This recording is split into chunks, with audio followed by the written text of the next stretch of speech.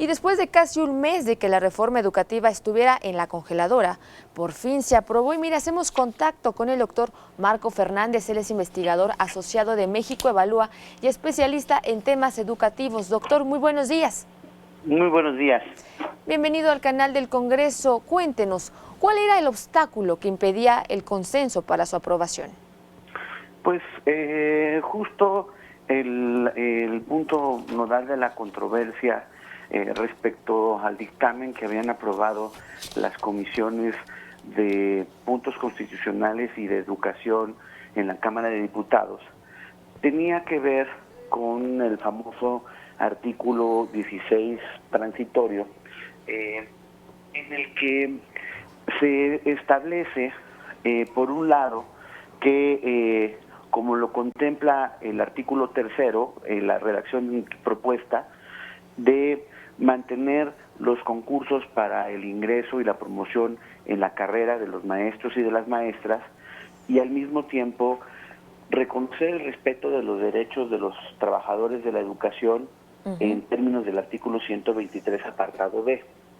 Okay. La coordinadora, particularmente de manera visible en las calles, pero también el Sindicato Nacional de Trabajadores de la Educación, el CENTE, en negociaciones pues directas con los legisladores, empujaban porque quieren pues que lo que prevalezca sea esta última parte, el artículo 123, apartado B.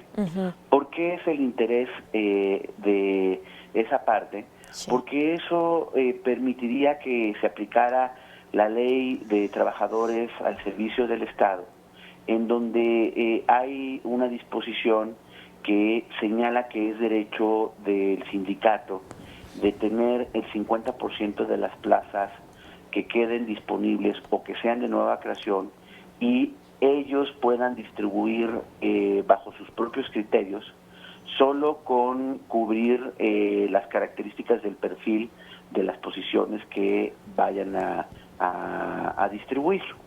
Claro. Esa parte, junto con el término, por ejemplo, o al menos al principio eso es lo que decían públicamente, pero o sea, esa era la parte nodal. Sí. Y se decía también que estaban enojados lo de la coordinadora porque se recogía el término dentro de las características de la educación, de que fuera de excelencia y que cómo pues era posible que iba a haber un instituto muy similar al INEE, que está siendo desaparecido con la nueva propuesta, pero que básicamente el nuevo centro tenía características muy similares. Es el centro que coordinará el sistema de mejora continua de la educación. Pero realmente, colegas, el punto verdadero de la disputa era este artículo 16 transitorio. Claro. Doctor, entonces la evaluación a los maestros ya no será punitiva. La evaluación, recuerden que hay tres tipos de evaluación. La evaluación precisamente para entrar a la carrera de los maestros y de las maestras.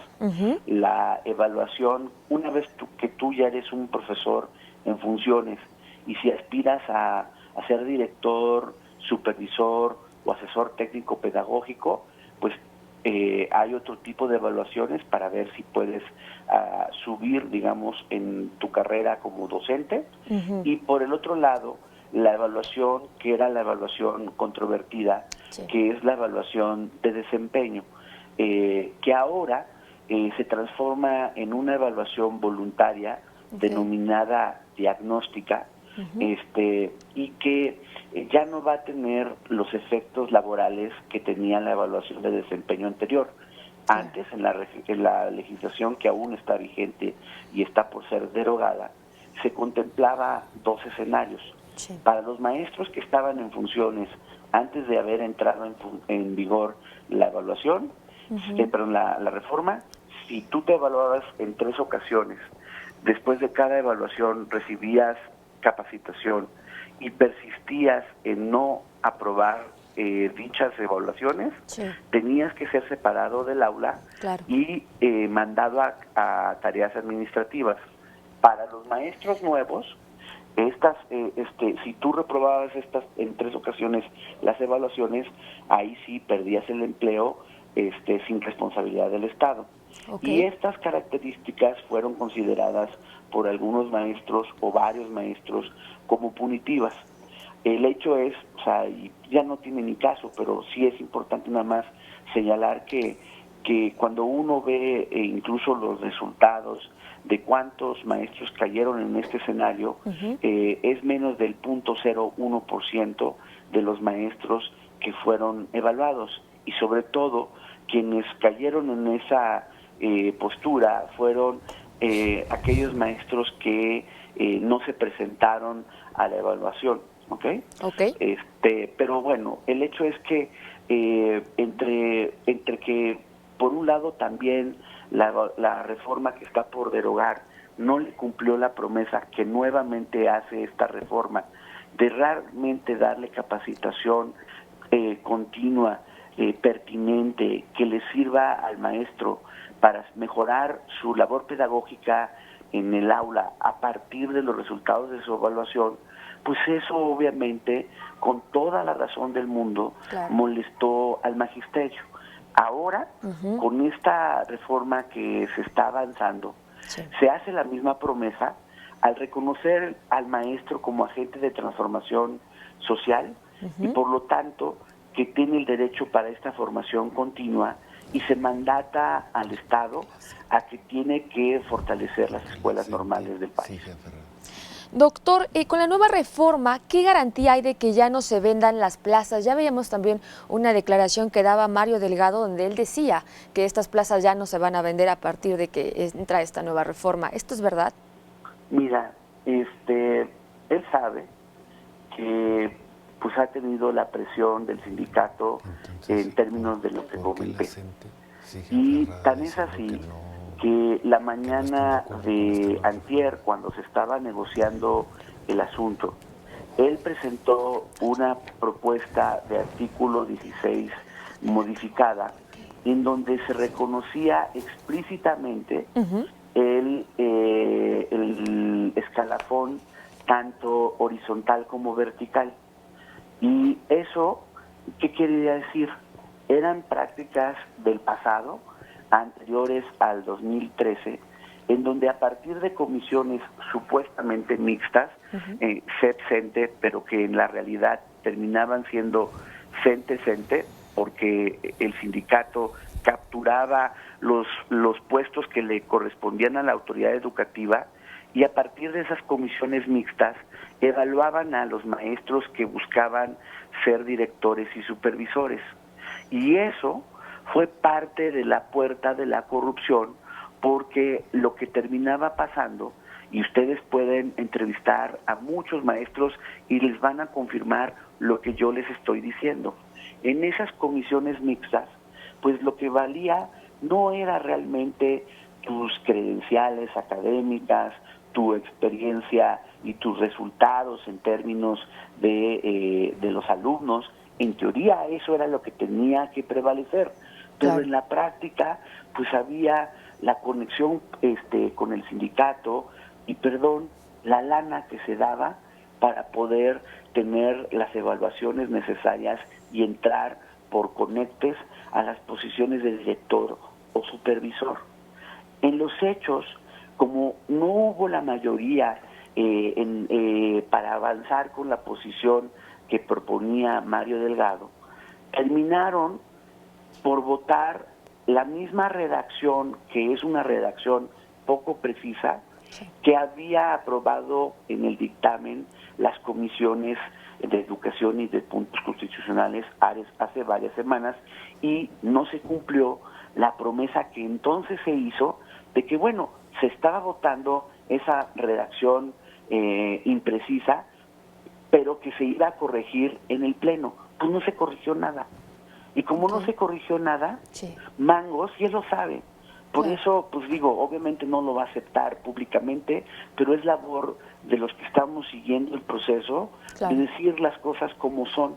El señor secretario dice, no, bueno, es que en entrevistas he escuchado, en entrevistas con compañeros suyos de la prensa, dijo ayer No, pues es que antes, con la reforma actual, todavía sigue la venta y herencia de plazas. Esta sí la va a terminar. Bueno, a ver, Sí. si eso es cierto en términos de que siguen la venta y herencia de plazas y es conocimiento de esos hechos para el señor secretario de Educación, yo me pregunto por qué no ha presentado las denuncias penales o administrativas en contra de las autoridades que han incurrido en esas faltas administrativas graves y en esos delitos, Claro. tanto los que lo han permitido como los que han recibido, ¿verdad? Así es. Porque una autoridad, si hace esas declaraciones, no las puede hacer a la ligera. Uno pensaría que entonces presenta la denuncia ante la función pública, ante la Fiscalía General, en el caso del mal uso de los recursos públicos ante la Auditoría Superior, para que pudieran hacerse las diligencias pertinentes. Pero pues que yo sepa, al menos que ustedes tengan otra información, Claro. pues más allá de la declaración yo no veo que haya presentado esas denuncias, ¿verdad? Claro. Doctor, ¿es realmente esto un madruguete a la Coordinadora Nacional de Trabajadores de la Educación? Eso es el cuento que trataron de inventar para legitimar el avance de lo que se estaba haciendo en San Lázaro.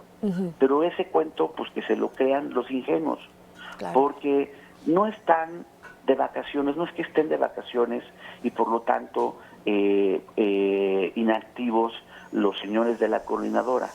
Para los temas que les importan, no hay vacación que valga Así es. para poder mostrar su músculo en las calles.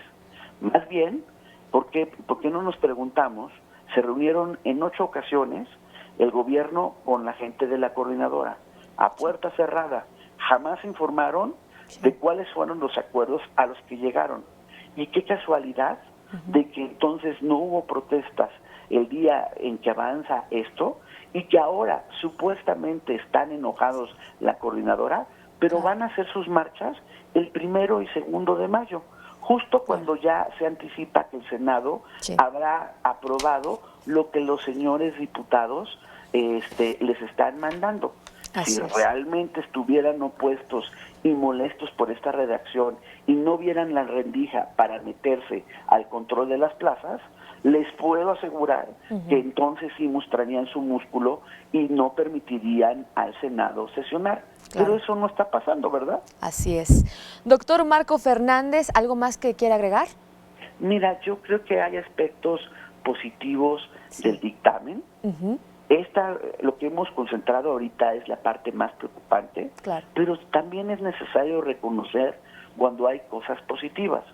Hay el reconocer al maestro como agente de transformación social, el mandatar al Estado a hacer políticas con un enfoque de derechos y de equidad sustantiva, el mandatarlo a que ponga como prioridad políticas para las comunidades rurales son importantes, pero nuevamente, y perdón tantito nada más que me extienda, pero ustedes que siguen el proceso legislativo, el pasado diciembre, cuando los mismos diputados aprobaron el presupuesto de egresos, pues ellos cortaron el 61% de los recursos de la formación docente, cortaron el 10% de el CONAFE.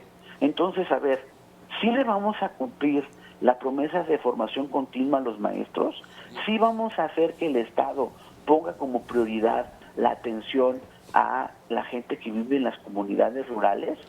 Porque cuando le dicen a Hacienda, en términos de la ley de responsabilidad hacendaria, oigan, ustedes me tienen que decir cuál es el impacto presupuestal para poder hacer una realidad esta reforma, Hacienda, de manera, pues yo creo que cínica, dicen que no va a haber impacto presupuestal. Pero si están habiendo estos recortes, si el nuevo centro que se va a crear va a heredar el presupuesto del INEE, le van a dar nuevas funciones, aparte de las que ya tiene el INEE, y al INEE le recortaron para este año el 46%. Ustedes díganme si en verdad es creíble que no va a haber impacto presupuestal. O nos quieren ver la cara, o no va a haber dinero realmente destinado a cumplir las promesas que se están haciendo en esta reforma constitucional. Así es, doctor Marco Fernández, investigador asociado de México Evalúa. Muchísimas gracias por conversar con nosotros esta mañana de este tema tan importante para todos los capitalinos y más que se trata del futuro de nuestros niños. Es un tema muy delicado, el tema de la educación. Esperemos que pues realmente estas reformas funcionen y también qué bueno que nos destacó que no todo es negativo, ¿no? Que también hay cosas que valen la pena destacar como positivas. Yo creo que siempre cuando se hablan de estos asuntos hay que tratar de ser lo más objetivo y reconocer lo bueno, pero también señalar con toda puntualidad las cosas que nomás no van, o cuando hay declaraciones o afirmaciones que la verdad no se sustentan en la realidad. Tenemos que aprender como país a llamar las cosas como son, y cuando alguien miente, pues entonces señalar esas mentiras. Así es, doctor Marco Fernández, investigador asociado de México Evalúa. Muchas gracias. Si nos lo permite, más adelante lo estaremos buscando. Sí, muchas gracias. Y perdón también para la aclaración, también soy profesor de la Escuela de Gobierno del TEC de Monterrey. Muchísimas gracias.